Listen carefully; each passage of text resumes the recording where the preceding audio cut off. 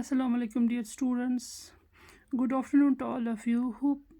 How are you, students? Hope that you are okay. Okay, students. So let's start. This is class 7th geography, and the topic is our changing earth. Today it is turn for its book work. So, students, we have already completed its textual questions. So today is a turn for this question number 2.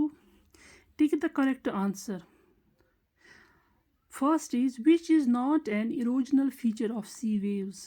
इनमें से कौन सा sea waves का erosional feature नहीं है। Cliff जो है बच्चों, ये सी वेव का ये इरोजनल फीचर है। सी केव भी इरोजनल फीचर है। जब इरोजन होती है, सी वेव्स इरोजन करते हैं तो उसमें से क्लिप बनता है और सी केव बनता है। बट बीच जो है, beach is depositional feature of sea waves. जब सी वेव्स डिपॉजिट करते हैं जाके तो बीच बनता है। तो इसका आंसर है पहला वाला, beach. The depositional feature of a glacier is, जब ग्लेशियर डिपोजिशन करता है तो वहाँ पे क्या बनता है, मोरेन बनता है। शाबाश। Which is caused by the sudden movements of the earth. इनमें से सडन मूवमेंट कौन सी है। Volcano, folding, flood plan. Flood plan भी ये है, इरोजन डिपोजिशन से बनता है। फोल्डिंग और इसमें वॉल्केनो है। वॉल्केनो जो बच्चों है वो सडन मूवमेंट है, अचानक से वॉल्केनो और अर्थ क्विक होता है, तो वॉल्केनो इसमें आंसर है। मशरूम रॉक्स और फाउंड इन, मशरूम रॉक्स कहाँ पे होती है, जो सैंड की बनी होती है वो डेजर्ट्स में होती है। रिवर वैलीज़ में नहीं होती, ग्लेशियर्स में नहीं होती है, डेजर्ट्स में होती है। वो रेत की बनी होती है तो डेजर्ट्स में ही होती है। Oxbow lakes are found in, oxbow lakes कहाँ पे फाउंड होते हैं, रिवर वैलीज़ में। ठीक है, रिवर वैलीज़ बच्चों इसका ये है, जब रिवर कट जाता है, एक साइड से कट के पहुँच डिपोजिशन की वजह से साइड में दूसरा एक छोटा सा लेक बन जाता है, उसको हम बोलते हैं ऑक्सबो लेक। वो रिवर वैलीज़ में होता है। तो इसके बाद है match the following glacier. Glacier is river of ice. ठीक है, meander, hard rock bed, hard bed rock. Beach, beach क्या है, सी शोर पे बीच होता है। सैंड ड्यून्स, सैंड ड्यून्स होते हैं डेजर्ट्स में। वाटरफॉल, वाटरफॉल होता है रिवर्स में। ठीक है, अर्थक्वेक, अर्थक्वेक होता है वाइब्रेशंस ऑफ अर्थ। समझ आई बच्चों बात। तो इसके बाद ऐसे क्या होता है,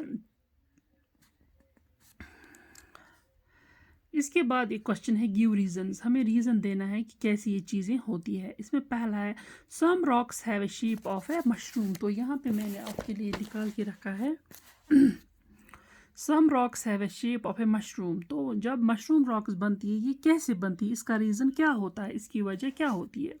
मशरूम रॉक्स तो डेजर्ट्स में बनते हैं।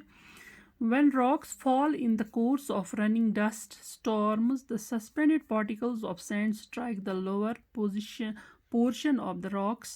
जब इरोजन होता है तो हाँ, जब तूफ़ान की वजह से हवा जब तेज़ आती है तो particles of sand strike the lower portion. जब तो पार्टिकल्स ऑफ सैंड जो हैं, जो रेगिस्तान में होते हैं, तो वो स्ट्राइक करते हैं कहाँ पे, lower portion of the rocks, पत्थरों के लोअर पोर्शन पे। एंड इरोड देम, उनको अपने साथ इरोड करके ले जाते हैं।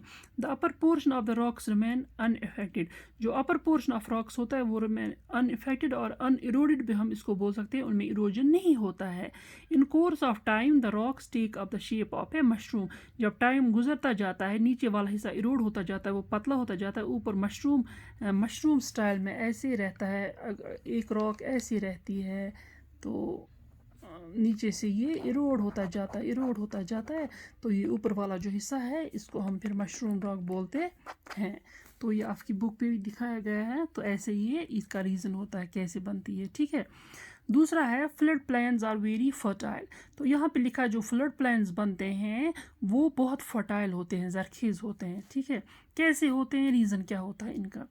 दे are made of silt and other material brought by floods. जब तूफ़ान, समंदर में सैलाब आता है तो वहाँ से क्या होता है, हाँ, तो वहाँ से जो मिट्टी है, मिट्टी विट्टी बन के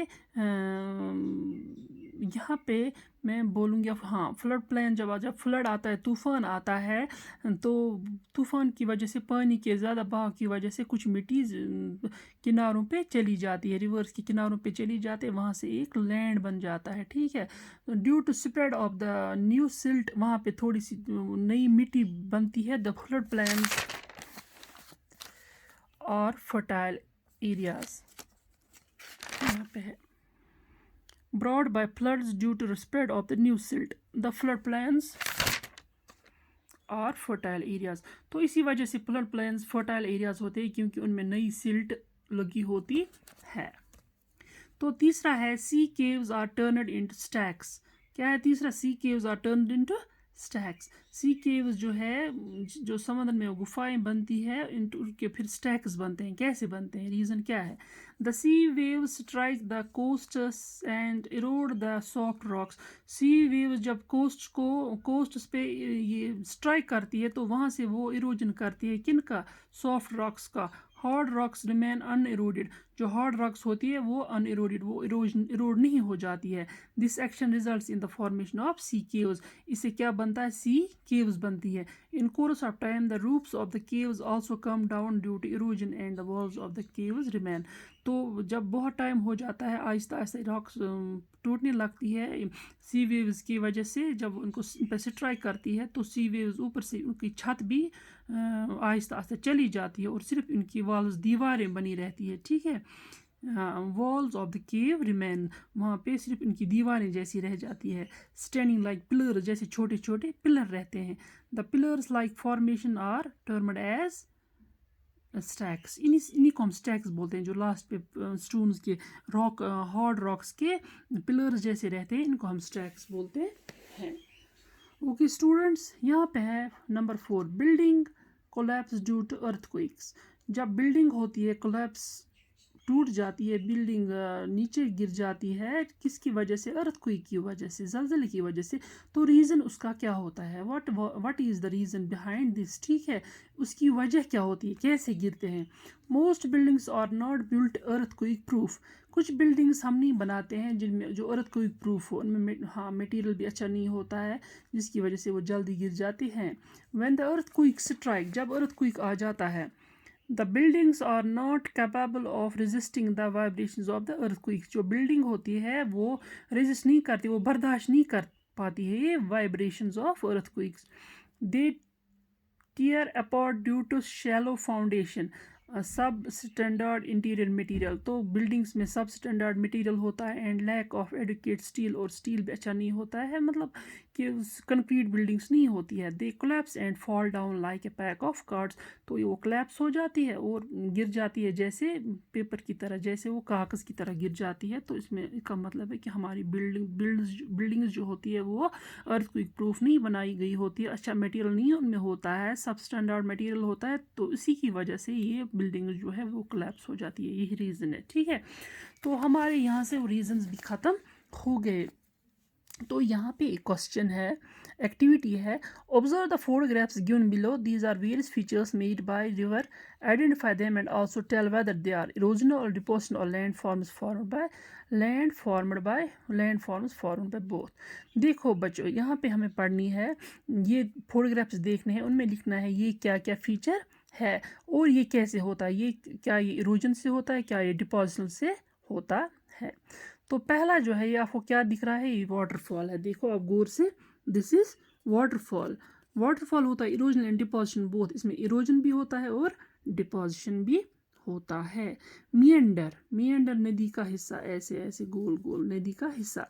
इरोजनल एंड डिपोजिशनल बोथ, इसमें भी इरोजन भी होता है, डिपोजिशन भी होता है, अपने साथ इरोड कर भी ले जाती है और डिपॉजिट भी करती है। तो यहाँ पे फ्लड प्लान है, जो फ्लड से प्लान्स बने हैं, फ्लड प्लान ये डिपोजिशनल है क्योंकि इसमें इरोजन नहीं होता है, ये रिवर से ही इरोड करके निकली होती है और यहाँ पे डिपॉजिट हो गई होती है। तो फ्लड प्लान बन गई जो एक फर्टाइल लैंड होती है, ठीक है। तो इसको हम डिपोजिशनल ही बोलेंगे क्योंकि ये डिपोजिशनली है। सो स्टूडेंट्स, ये था आज का हमारा टॉपिक। तो ये आप क्वेश्चंस प्लीज़ अपनी नोटबुक में कर लेंगे। Okay students, Allah Hafiz, take care, stay home, stay safe and stay alive. God bless you.